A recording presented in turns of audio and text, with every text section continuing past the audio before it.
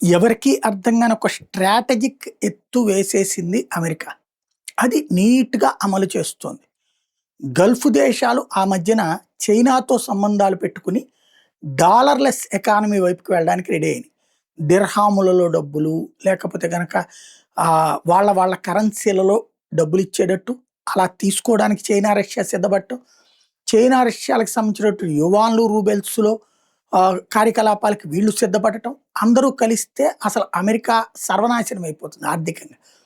ఆ దశలో ప్రారంభమైనటువంటి ఇరాన్ మీదన ఇజ్రాయెల్, అమెరికా దాడి, ఆ పైన సాగినటువంటి సుదీర్ఘ సమరం తర్వాత డాలర్లను తీసుకెళ్ళి బ్యాంకులలో పెట్టేసి, బ్యాంకులలో ఉన్న బంగారాన్ని కొనుగోలు చేస్తున్న వ్యవహారం కాస్త రివర్స్ అయ్యింది అంటే, అది తెలివితేటలు అన్నటువంటిది అమెరికాది.